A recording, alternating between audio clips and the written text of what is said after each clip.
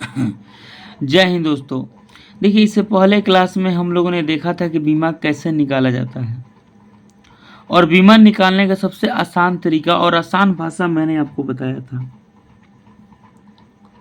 अगर आपको बीमा निकालना तब भी समझ में नहीं आ रहा है तो आप लोग कमेंट बॉक्स में आंसर जरूर दे सकते हैं। कमेंट बॉक्स में कमेंट कर सकते हैं सर समझ में नहीं आया है, तो फिर हम आपको दूसरा वीडियो लेके आएंगे बीमा कैसे निकाला जाता है। देखिए, बीमा निकालने के लिए सबसे पहले 7 मूल राशियाँ और 7 मूल मात्रक और उसका संकेत और जो बीमा निकालने वाला जो सूत्र आपको दिए थे वो 7 याद अगर आपको होगा तो बीमा आप आसानी से निकाल सकते हैं।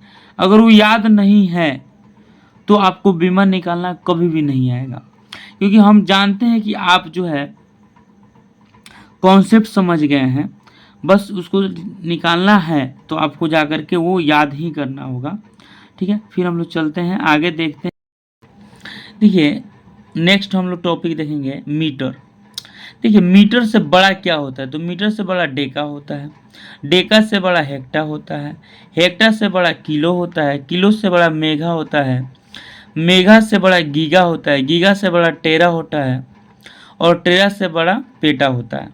फिर मीटर से जो छोटा की बात करेंगे तो मीटर से छोटा होता है डेसी, सेंटी, मिली, माइक्रो, नैनो, पीको, फेम्टो। ये सभी जो है मीटर से छोटा होते हैं। जब हम नीचे ऐसे नीचे जो भी लिखे हुए हैं ये सभी क्या है, मीटर से छोटा होते हैं, वो लिखे हैं। और इधर जो हम लोग लिखे हुए हैं ये सभी मीटर से बड़ा है।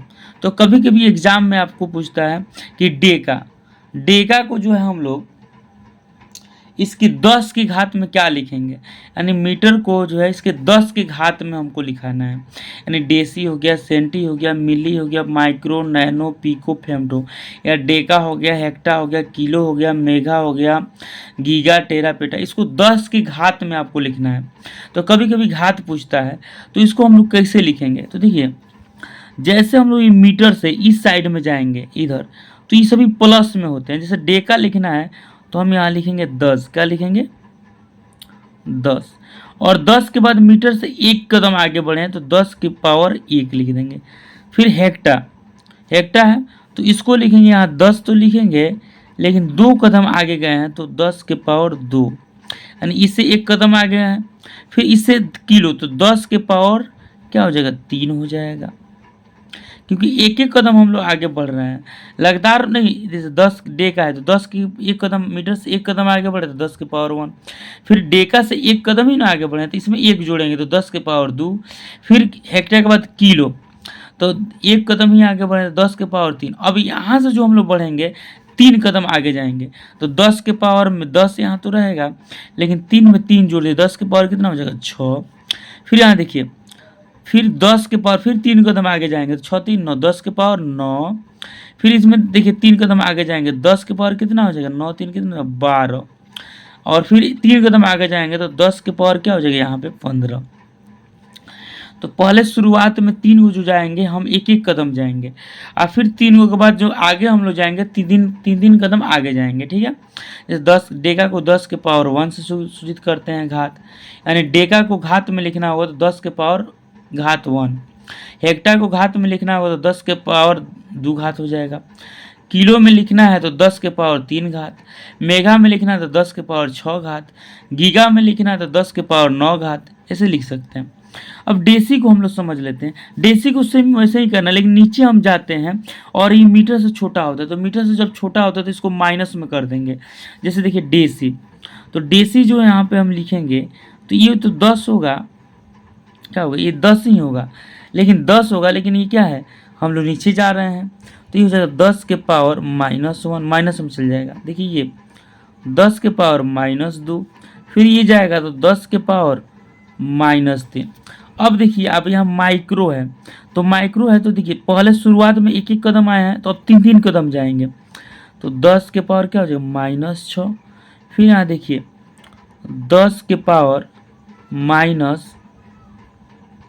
हो जाएगा।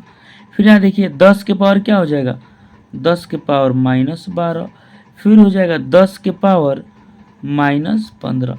तो ऐसे करके आप क्या कर सकते हैं, आसानी से ये सब आप लोग निकाल सकते हैं। अब जितना आगे हम लोग जाएंगे 3-3 कदम आगे चलते जाएंगे, हमारा निकलते जाएगा। फेमटो के बाद एटो आएगा तो 10 के पावर कितना हो जाएगा, 18 हो जाएगा।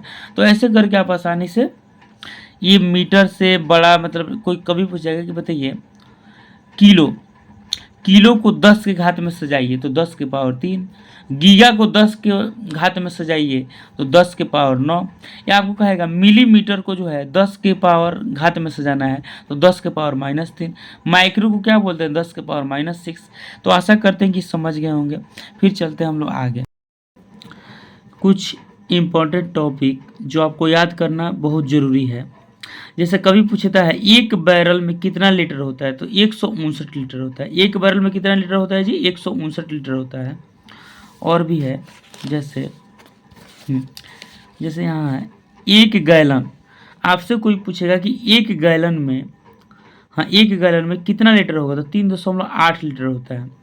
एक गैलन में कितना लीटर होता है जी, 3.8 लीटर होता है।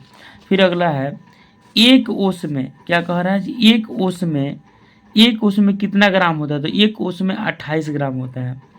एक ओस में कितना ग्राम होता है जी, एक ओस में 28 ग्राम होता है। ठीक है, अगला देखते हैं। जैसे आपसे कोई पूछेगा कि एक पाउंड में कितना ग्राम होता है, तो एक पाउंड में 453 ग्राम होता है। एक पाउंड में कितना ग्राम होता है, तो एक पाउंड में 453 ग्राम होता है। एक कैरेट में 0.2 ग्राम होता है। अब देखिए होइएगा, कभी कभी आप सोना खरीदने जाते होंगे, तो आपको कैरेट में देता है, तो वही कैरेट की बात करते हैं। एक कैरेट में कितना ग्राम होता है, 0.2 ग्राम होता है। एक फैदम, यानी एक फैदम अगर की बात किया जाए, आप एक फैदम के हो, तो एक फैदम 6 फीट।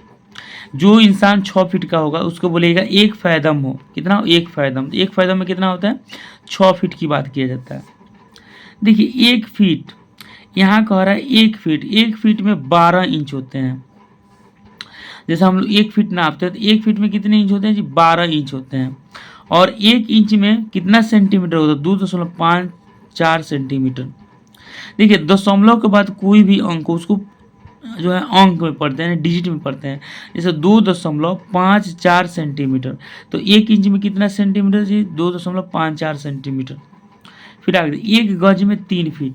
देखिए आपसे कोई पूछेगा कि एक गज में कितने फीट होते हैं, 3 फीट होते हैं।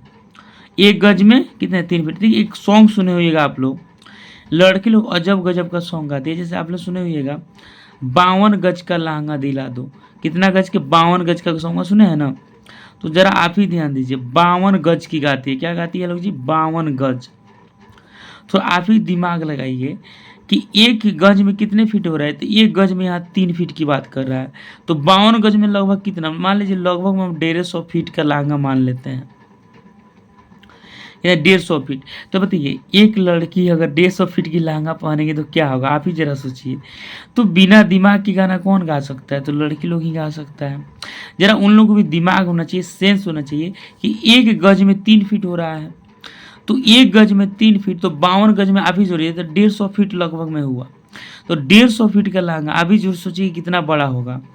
और उतना फीट का लहंगा कुछ गजब सा बात चल रहा है। अगर जो देखिए एक शादी ब्याह आप देखे होइएगा, शादी ब्याह में एगो लड़की सब लहंगा पहनेगी और ऐसे घूमेगी, पूरा रोड को साफ कर देगी। सही बात है, लड़कियों को भी लहंगा पहननी चाहिए। जहाँ पे कचरा ज़्यादा हो वहाँ पे लड़कियों को लहंगा पहना के भेज दीजिए, वहाँ का सभी कचरा क्या हो जाएगा, साफ हो जाएगा। चलिए आगे देखते हैं हम लोग। एक चैन में 22 गज। देखिए जैसे एक चैन में कितने गज होते हैं, तो 22 गज होते हैं। तो एक चैन देखिएगा, जो आप लोग के वकीलों के लिए लोग आते हैं तो चैन लिए होते हैं, तो उसमें जो एक चैन होता है, एक चैन जो बड़ा सा चैन देखते होंगे आप लोग, वो कितने गज के होते हैं, तो 22 गज के होते हैं। एक चैन कितने गज के होते हैं, 22 गज के होते हैं। जैसे एक और लास्ट है, एक फ्लार्ग में कितने चैन होते हैं, एक फ्लार्ग में 10 चैन होते हैं। आपसे कोई पूछेगा कि एक फ्लार्ग में कितने चैन होते हैं, तो 10 चैन होते हैं। कोई दिक्कत। फिर देखते हैं नेक्स्ट। देखिए नेक्स्ट टॉपिक जो है रेडियन। आपसे कोई पूछेगा रेडियन को क्या चीज़ में मापते हैं, तो रेडियन को कोण में मापते हैं। रेडियन को कैसे मापते हैं, तो कोण में मापते हैं। ऑस्ट्रेडियन को कैसे मापते हैं, तो ऑस्ट्रेडियन को जो है घन में मापते हैं। तो रेडियन को कैसे मापते हैं, तो रेडियन को कोण में मापते हैं। और ऑस्ट्रेलियन को कहाँ मापते हैं, तो ऑस्ट्रेलियन को जो है हम लोग घन में मापते हैं। ठीक है, आगे देख। लास्ट टॉपिक है व्युत्पन्न मात्रक। लास्ट क्या है, व्युत्पन्न मात्रक। ये कहता है कि ये दो या दो से अधिक मूल मात्रकों से मिलकर बने होते हैं। आपसे कोई पूछेगा कि व्युत्पन्न मात्रक जो है ये क्या है, व्युत्पन्न मात्रक क्या है, तो कहिएगा ये दो या दो से अधिक मूल मात्रकों से मिलकर बने होते हैं। तो व्युत्पन्न मात्रक क्या है, तो ये दो या दो से अधिक मूल मात्रकों से मिलकर बने होते हैं। तो यहाँ हुआ आपका यूनिट एंड डायमेंशन चैप्टर समाप्त। क्या हुआ, समाप्त। यहाँ लिखते हैं इंड। अगर ये आपको वीडियो अच्छा लगा हो और चैप्टर अच्छा लगा हो तो फिर हम लोग अगला चैप्टर लेके आएंगे। अभी के लिए चलते हैं, फिर मिलते हैं नेक्स्ट वीडियो में। अभी के लिए जय हिंद।